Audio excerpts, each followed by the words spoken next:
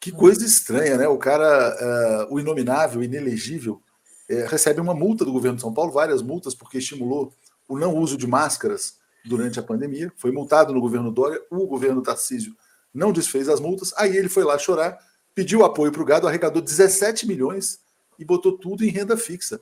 O Florestan teve até ministro do TSE fazendo pix para o Jair Bolsonaro. Mostra o desapreço total do ex-ministro Adhemar Gonzaga Neto à nossa democracia. Afinal, mesmo depois dos ataques de 8 de janeiro contra as sedes dos três poderes, da tentativa de um golpe de Estado, da destruição do prédio do Supremo Tribunal Federal por terroristas bolsonaristas, ele contribuiu com a vaquinha ao líder dos golpistas.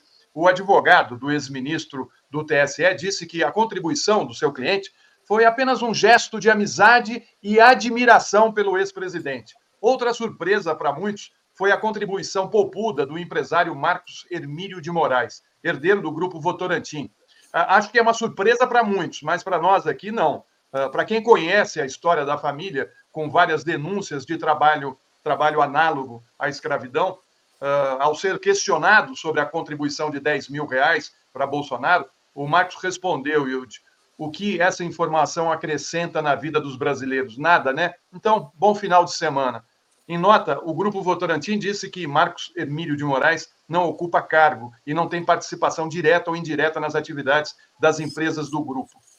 Antônio Hermílio de Moraes e o irmão dele, José Hermílio de Moraes, conviviam muito bem com a ditadura militar. E eu me lembro que o Antônio Hermílio me disse, certo dia, que ele tinha uma relação maior com aqueles que pretendiam a redemocratização do país, e o irmão dele era mais alinhado aos generais. Né? E assim, os dois caminharam juntos, um pela centro-direita e o outro pela extrema-direita. E quando chega na virada, né, dos anos 80, com a campanha das diretas já, o Antônio Hermílio ganha espaço, o irmão fica meio à margem, porque ele era muito reconhecido na época da ditadura. Mas, enfim, o que estava em jogo ali eram os interesses da empresa Votorantim, um dos maiores grupos empresariais do país. É incrível você passar por tudo o que o Brasil passou, né? Pela pandemia, que levou 700 mil vidas, né? Pelo pouco caso que o Bolsonaro fez da Covid, pela destruição que foi colocada, principalmente no fim do seu mandato, quando há aquelas ações de ataques ao prédio da Polícia Federal, a bomba que deveria explodir dentro do aeroporto internacional de Brasília, e depois aqueles atos de destruição na Praça dos Três Poderes, de tudo o que aconteceu, da proposta de golpe, o alinhamento com áreas ligadas à milícia do Rio de Janeiro. Um juiz achar que o Bolsonaro tem alguma coisa de bom para a nossa sociedade. Aquele que lidera um grupo que destrói o Supremo Tribunal Federal.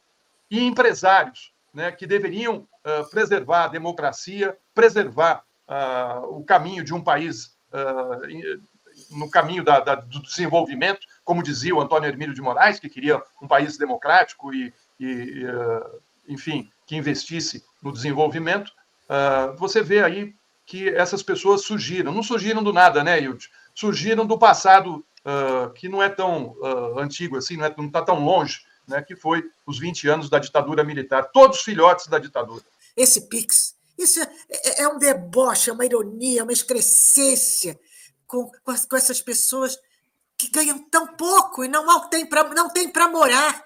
E, em vez de contemplar um padre Júlio Lancelotti, um movimento pela alimentação do neto do Betinho, não. Eles mandam dinheiro para essa pessoa abjeta, que é um homem responsável por 700 mil mortes no Brasil. Talvez não por 700, mas seguramente por 400 mil mortes no Brasil, pela sua total displicência em relação à vida.